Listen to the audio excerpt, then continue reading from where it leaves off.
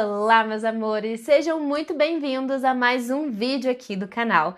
E no vídeo de hoje eu trago para vocês o encerramento das leituras dos últimos 2 meses, setembro e outubro, aqui do Clube Doutores Leitores. No caso, minhas leituras, né? Bom, para quem ainda não conhece, o Clube Doutores Leitores é o espaço literário onde a gente mergulha todo mês em grandes obras clássicas e também desbravamos leituras contemporâneas com reflexões bastante únicas feitas de forma conjunta, tá? A partir de 2025 a gente vai ter 3 modalidades de assinatura para quem quiser fazer parte de todas as atividades, encontros exclusivos, desafios, sorteios, mas a gente também tem uma versão gratuita da nossa comunidade. Os links para inscrição estão aqui na bio, então se você ama literatura e quer fazer parte do Clube Doutores Leitores, sério, vem com a gente, tá? Bom, nos últimos meses a gente leu realmente livros incríveis e intensos e hoje eu quero compartilhar com vocês uma visão geral, assim, por cima, sobre cada um deles, tá? A gente teve leituras que exploraram a cultura brasileira, realismo mágico, profundidade psicológica, horror, fantasia épica, teve livro de todos os tipos, tá? Cada livro trouxe realmente um aprendizado especial e agora eu vou relembrar com vocês cada um desses livros lidos nos últimos meses, tá? Então, pega a vinheta e vamos lá!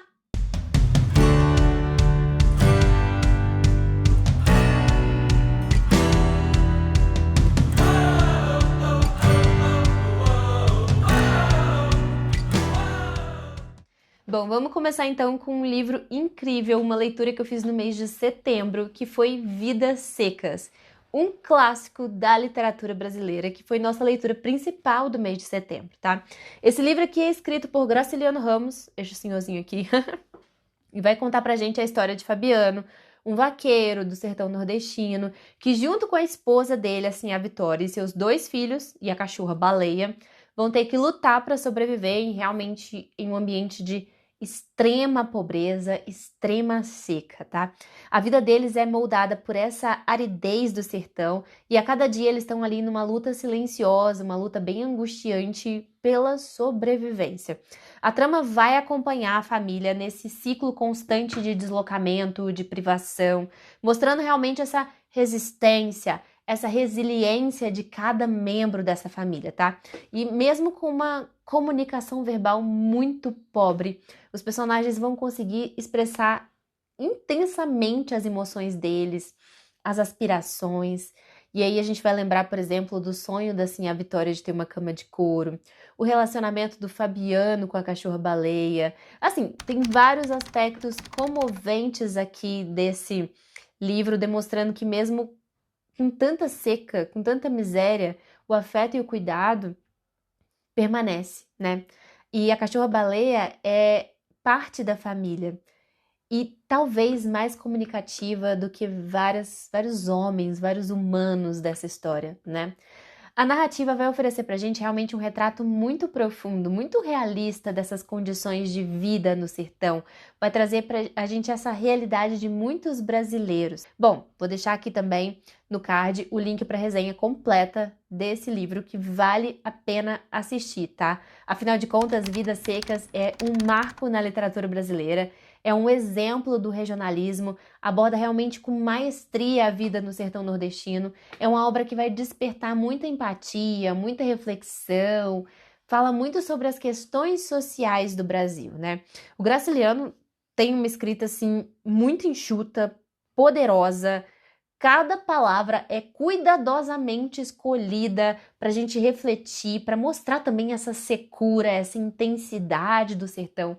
Foi uma leitura muito impactante, muito tocante, trouxe ao clube discussões profundas sobre a resistência humana, sabe? Sobre essas dificuldades da vida no sertão. Vale a pena a leitura e se você quiser saber mais, assiste o vídeo completo, como eu já falei, tá? Vale a pena. Foi uma leitura, assim, realmente incrível. O segundo livro que eu trago para vocês aqui nesse vídeo é O Alienista, do Machado de Assis, que foi o nosso desafio de setembro do clube. Eu não tenho a edição física desse livro, eu li no Kindle, vou deixar a fotinho da capa aqui do lado, tá? E em agosto a gente escolheu O Alienista como nosso desafio por ser uma obra curta, mas extremamente brilhante de Machado de Assis. E foi realmente, assim, um sucesso no desafio, né? Toda a história é centrada em Dr. Simão Bacamarte, um médico renomado que decide investigar a mente humana. Para isso, ele vai abrir a Casa Verde, que é um hospício onde ele planeja internar ali todo mundo que ele julga louco. Com o tempo, o Bacamarte vai se tornar cada vez mais rígido nessa definição de loucura, o que vai fazer com que cada vez mais pessoas se internem naquele lugar. Até que chegar um ponto que quase todos os habitantes de Itaguaí vão estar internados ali, né? A trama vai se desenvolver como uma sátira mesmo, bem irônica, cheia de humor, vai falar muito sobre essa obsessão científica, sobre poder, vai colocar em questão o que realmente define sanidade e loucura. Machado de Assis vai brincar aqui com essa ideia de que quanto mais a gente busca pela normalidade, mais ela se torna uma forma de loucura. Então, gente, à medida que os números de internados vão crescendo, a cidade vai se revoltando, a situação vai chegar a pontos assim inesperados. Se quiserem saber mais, leiam. É um texto super curtinho, vale a pena e Machado merece a sua atenção, tá? E é uma leitura, gente, que envolve várias reflexões. Vai falar sobre ciência, vai falar sobre autoridade, vai falar sobre conceitos de normalidade. E assim, foi um dos contos mais debatidos no clube e as discussões levantaram questões sobre como a gente lida com o que a gente considera louco ou com o que a gente considera diferente, né? A ironia de Machado é simplesmente genial. Ele vai usar o humor para explorar esses temas sociais mais complexos, né? É incrível como ele consegue ser tão profundo e tão acessível ao mesmo tempo. Então a gente tem aqui uma leitura muito leve, muito reflexiva, que vai fazer a gente rir, pensar sobre a sociedade mesmo, sabe? Sobre todo esse comportamento humano. Vale a pena, gente. Leiam O Alienista do Machado de Assis, este livrinho aqui do lado. Vocês não vão gastar muito tempo e vão aprender muita coisa. O terceiro livro que eu trago para vocês hoje é A Metade Sombria, do Stephen King, que foi a nossa leitura de setembro e outubro do Clube Lendo King em ordem cronológica, né? Foi uma leitura interessantíssima, afinal de contas, a gente tem aqui um thriller psicológico do Stephen King que apresenta a gente a Ted Belmont. É um escritor que, após construir realmente uma carreira assim de sucesso sobre o pseudônimo de George Stark, ele decide afastar esse alter ego, não quer mais e quer levar uma vida agora mais tranquila. Porém, ele decide matar esse alter ego. Matar, assim, entre aspas, porque ele não existe, né, gente? Ele mata George Stark, que é esse pseudônimo, mas esse pseudônimo não fica nada satisfeito e parece meio que ganhar vida própria e vai começar a agir como uma entidade independente, ameaçando Ted e todas aquelas pessoas ao redor do Ted ali, para que ele volte a escrever com o nome de George Stark, né? A trama vai explorar muito essa questão de dualidade, de lados sombrios, do fato de todos nós carregamos um lado sombrio. Vai falar muito também de questões sobre identidade, repressão, a parte oculta que fica dentro de nós mesmos. George Stark, ele é um pseudônimo e ele vai assumir ali uma figura muito assustadora, muito violenta. Ele vai levar Ted a um confronto com os seus próprios demônios. Ele vai estar buscando a verdade, mas vai estar enfrentando os seus próprios medos. Então aqui a gente vai ter uma leitura muito tensa, cheia de suspense, com o melhor do King, tá? Em cada página. Bom, o mais interessante é que King escreveu A Metade Sombria logo depois que o pseudônimo dele, Richard Bachman, foi revelado ao público. Então ele aproveitou essa experiência para refletir sobre essa ideia de um alter ego que ganha vida e cria essa história de terror aqui, um terror psicológico muito intenso e muito único. Afinal de contas, ele baseou na sua própria vida, né? É muito interessante aqui. King, ele é um mestre em criar uma atmosfera densa, envolvente. Aqui ele vai explorar o psicológico de uma forma extremamente brilhante. Então a leitura ela é muito intensa e vai manter a gente curioso meio que do início até o fim, né? Ele vai brincando ali com os limites da realidade, os limites da fantasia. é incrível. A gente não tem vontade de parar, apesar do final não ser tão incrível. Pra falar a verdade, quase nenhum livro do King que a gente lê tem um final assim, uou, incrível. Mas a jornada compensa a leitura, tá? Ele é um mestre na escrita, vale muito a pena, né? E depois desses 3 livros que eu já falei com vocês, sensacionais, eu li talvez um dos livros que tenha se tornado o meu preferido da vida até hoje. Nós lemos em setembro e outubro, foi a nossa leitura extra do Clube Doutores Leitores nesses 2 meses, que é o livro O Nome da Rosa, do Umberto Eco. Todo esse livro vai se passar no século XIV e vai acompanhar um monge franciscano que se chama Guilherme de Bakersville e seu aprendiz que se chama Adso de Melk, que vão chegar a um mosteiro isolado, onde mortes misteriosas vão começar a acontecer.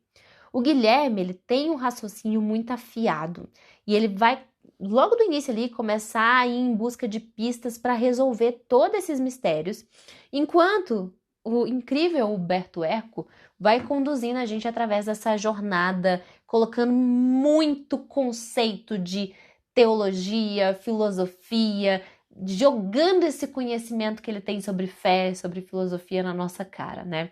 Bom, o que eu posso falar para vocês, gente? O Guilherme, ele é inspirado no Sherlock Holmes, que é um dos meus personagens favoritos de toda a vida. Essa inteligência, essa sagacidade realmente tornam a leitura mais fascinante ainda. E esse mosteiro, cheio de segredos, vai funcionar também como um personagem à parte, né? Então aqui a gente tem uma narrativa que vai envolver muito, como eu já falei, discussões filosóficas, discussões religiosas, e tudo isso vai enriquecer demais a trama. A gente vai ter aqui um verdadeiro mergulho no pensamento medieval. E cada revelação, cada assassinato, cada coisa que acontece vai deixando a gente mais ansioso, mais conectado com esse mistério central aqui do livro, né? O Guilherme, como eu já falei, ele é meu personagem favorito. Ele é um dos personagens mais marcantes que eu já li na minha vida. Então, assim, ele tem um espírito muito inquisitivo, uma inteligência de dar inveja. Assim, rapidamente, nas primeiras páginas, ele já se tornou um dos meus favoritos. E para mim, isso elevou ainda mais a experiência de leitura de O Nome da Rosa, né?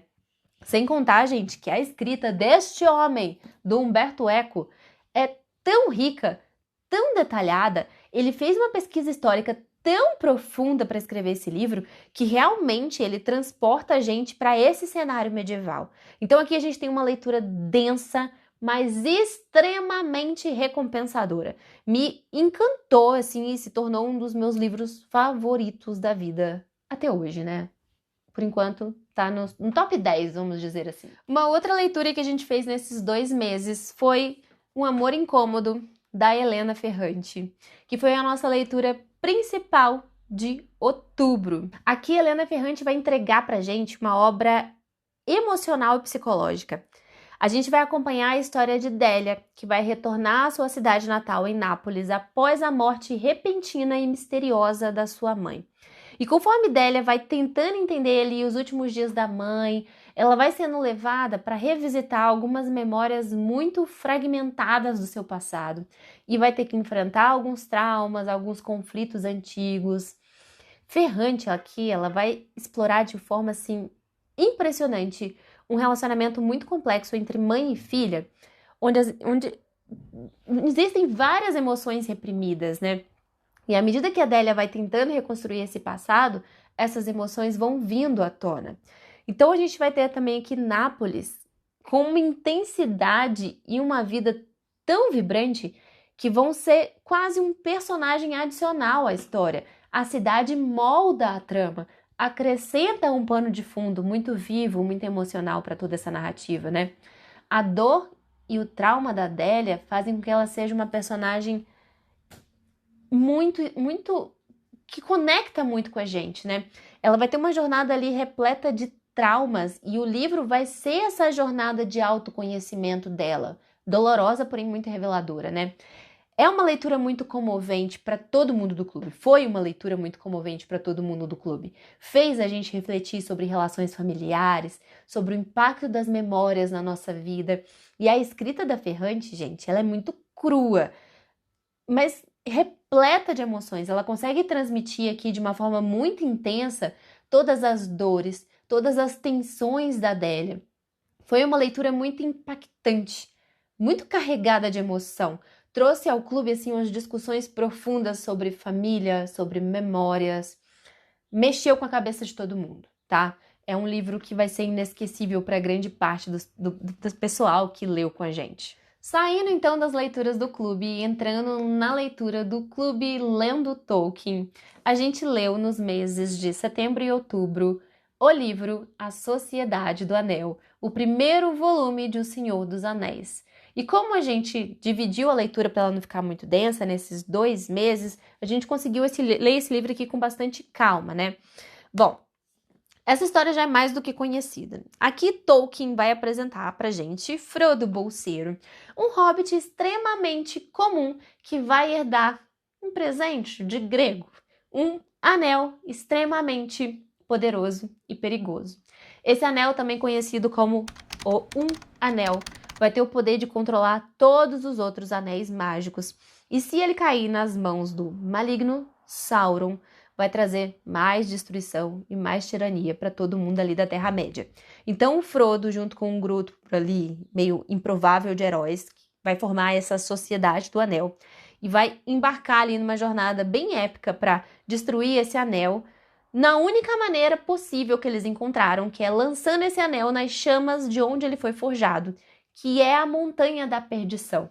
É um universo todo novo, tá? Se você quiser ler com a gente, eu fiz várias lives explicando tudo. É um livro, assim, impressionante. Ao longo dessa jornada aqui, a gente vai ser apresentada personagens incríveis. A gente vai conhecer personagens como Aragorn, Sam, Gandalf, o arqueiro Legolas, o anão Gimli. Então, assim, o mundo criado por Tolkien ganha realmente novas dimensões aqui nesse livro, depois que a gente fez a leitura de Hobbit, né? E aqui a Terra-média vai se tornar mais viva, mais complexa, com alguns cenários que vão além de florestas mágicas, né? Aqui a gente vai ter Minas Sombria. Bom, cada lugar aqui vai enriquecer ainda mais essa fantasia épica que o Tolkien criou, né? Essa foi a nossa segunda leitura do clube, e a profundidade de A Sociedade do Anel realmente trouxe outras camadas para que a gente consiga entender muito melhor esse mundo de fantasia que esse mestre da fantasia, o Tolkien, criou, né? Então a gente vai ter um encontro agora no início de novembro para a gente discutir a 100% da leitura desse livro, cada aspecto realmente incrível dessa aventura, e eu tô muito ansiosa, porque em novembro mesmo a gente já começa o livro na sequência, que é As Duas Torres, né? Mas antes de eu passar para o próximo livro, que é o nosso último livro aqui desse vídeo, eu quero deixar uma menção honrosa aqui para convencer a você a ler esse livro, porque Tolkien tem uma escrita poética, uma escrita envolvente. Cada descrição, cada diálogo vai fazendo com que a gente fique mais imerso aí na Terra-média. A leitura ela é muito rica. Ela é cheia de detalhes? Sim, mas ela também é cheia de significados. Então, assim, aqui a gente vai ter uma experiência que leva tempo, mas vale cada página para quem ama o gênero da fantasia e para quem também não conhece tanto como eu. Tô apaixonada neste livro aqui, tá? Leiam. E se você quiser ler com a gente, o link tá aqui na descrição do vídeo, tá? E para finalizar as leituras desses 2 últimos meses, vamos terminar aqui com um livro incrível que eu não imaginava ler tão brevemente, né? Foi a leitura escolhida para o pessoal do clube no desafio de outubro do Clube Doutores Leitores, que foi o livro Romeu e Julieta. Esse livro aqui realmente foi uma surpresa deliciosa, tá? Aqui a gente vai acompanhar a icônica história de amor de Shakespeare, onde 2 jovens de famílias inimigas, os Montecchio e os Capuleto, vão se apaixonar à primeira vista e vão enfrentar tudo e todo mundo para viver realmente esse amor proibido, né? Mesmo com toda a rivalidade das famílias, esses 2 jovens, o Romeu e a Julieta, vão encontrar uma paixão assim avassaladora, com uma força descomunal, e cada um deles vai estar disposto a arriscar a própria vida pela vida do outro. É muito romântico, mas é muito interessante. O Shakespeare escreve aqui de uma forma tão engraçada, tem tantos alívios cômicos nesse livro que dá vontade assim, de devorar em segundos, né? O Shakespeare vai entregar aqui pra gente uma obra que é ao mesmo tempo uma tragédia que vai avisar pra gente que o final não é bom desde o início, mas também é um retrato dessa intensidade juvenil. Então aqui a gente vai ter diálogos muito poéticos, diálogo cheio de vida. Então assim, é um turbilhão de emoção desses personagens. E apesar da gente ter uma história que a gente conhece bem e a gente já ouviu falar muito de Romeu e Julieta, ler o livro sempre traz uma experiência nova, né? Então, pela intensidade, por essa forma única como Shakespeare trabalha aqui o destino, o amor e a juventude, esse livro é imprescindível para quem se considera um bom leitor e quer criar uma bagagem literária, né? Essa peça encantou realmente todo mundo do clube por essa leveza, por essa paixão dos personagens. Foi uma leitura muito fluida, muito envolvente, com momentos de humor, momentos de ironia. Realmente esse livro me arrancou sorrisos, tá? Então, eu destaco aqui o talento do Shakespeare em capturar realmente a natureza humana e conectar a gente com a história. É uma linguagem muito poética, mas ao mesmo tempo muito elegante, muito profunda. Cada frase aqui, gente, vai causar algum sentimento na gente, vai trazer alguma emoção na gente. Então, assim, é uma experiência enriquecedora e apaixonante. Leiam Romeu e Julieta. A gente já leu com o clube A Tempestade do Shakespeare, mas esse aqui realmente conquistou meu coração e vai elevar a sua compreensão dos grandes clássicos, né? Então, leiam os grandes clássicos, leiam aqui Romeu e Julieta. Bom, é isso, gente. Eu acho que pelo tamanho dos calhamaços que a gente leu nesses últimos 2 meses, vocês vão conseguir compreender porque eu precisei reunir esse vídeo de encerramento, né? Eu amei todas essas nossas leituras dos últimos 2 meses. Foram leituras muito intensas, muito envolventes e marcaram realmente os nossos meses de setembro e outubro. Cada uma desses livros, cada uma dessas obras trouxe algo muito único, trouxe algo muito profundo para a minha vida, eu acho que para a vida de todos os leitores, né? E aqui a gente está falando desde a reflexão sobre a vida no sertão brasileiro, até a complexidade do universo criado por Tolkien, as tragédias de Shakespeare. Então, assim, eu só tenho a agradecer cada vez mais a todos os participantes do clube. Todas essas leituras praticamente foram vocês que escolheram, vocês que indicaram, e vocês também que enriqueceram as nossas discussões com insights, assim, maravilhosos. Então, se você ainda não faz parte do clube, aproveita a oportunidade, os links estão aqui na bio, vem ler, vem refletir junto com a gente, vem começar esse próximo ciclo literário conosco e aproveita e me conta aqui nos comentários qual dessas leituras foi a sua favorita, caso você tenha lido com a gente, e qual desses livros você ficou com vontade de ler, tá? Nos vemos em breve para mais aventuras literárias. Beijos, pessoal, e até a próxima! Tchau!